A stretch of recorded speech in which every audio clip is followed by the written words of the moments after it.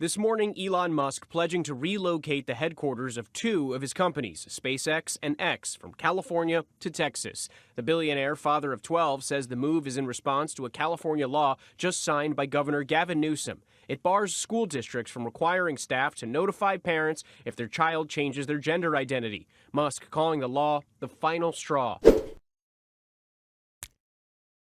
Oh, muskrat. Elon Musk out here making moves to Texas from California because of a new law that you just heard that has nothing to do with him. A law that prevents schools from forcing their staff to notify parents of trans children that they have decided to identify as trans is the final straw for Elon Musk and the reason he is moving X and SpaceX to Texas. I need you to also know that Elon Musk said that this law attacked the rights of businesses. How? Preventing schools from forcibly outing trans children to their parents, putting them in a potentially dangerous situation, is infringing on the rights of X and SpaceX, apparently. He's that offended that you're not allowed to out trans children to their parents.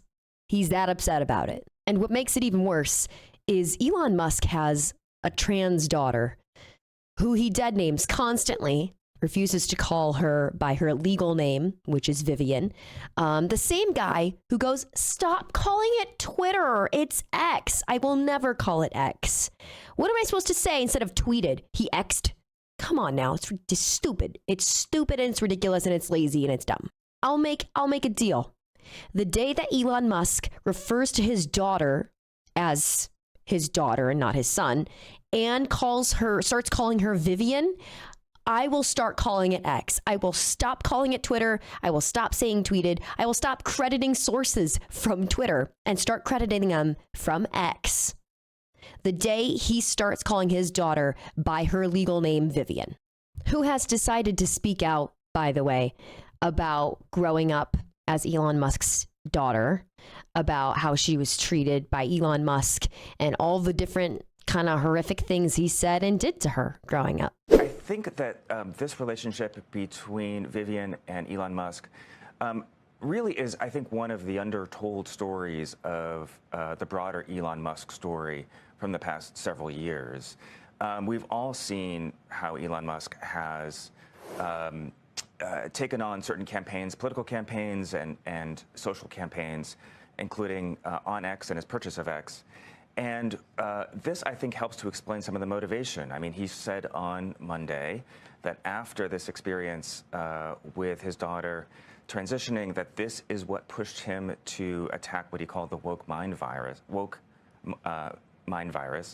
Additionally, Elon Musk keeps tweeting out lies about Vivian growing up just for the purpose of being like, well, she was never, well, he doesn't say she, he says he was always my son. He was never a girl. He literally said in a tweet that she was autistic and that she loved musicals at the age of 4 and would pick out his clothes and tell him that they looked fabulous. And she had to respond to all of that and be like, none of that is true. I'm not autistic.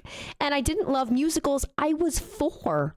I didn't use the word fabulous. I was 4. But this is the same man who doesn't respect anyone ever, especially including his workers, and thinks that he can just do whatever he wants and that the law doesn't apply to him. The rich keep getting richer at the expense of the working class. And people like Donald Trump and Elon Musk, they sneer at labor law, but they don't care about labor law because they don't care about working class people.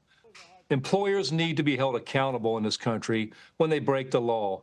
It is a federal right of workers to go on strike, and they cannot be fired for that. But, you know, people like Donald Trump and Elon Musk, they laugh about firing people because they can care less about people and about their jobs and what they do to their careers.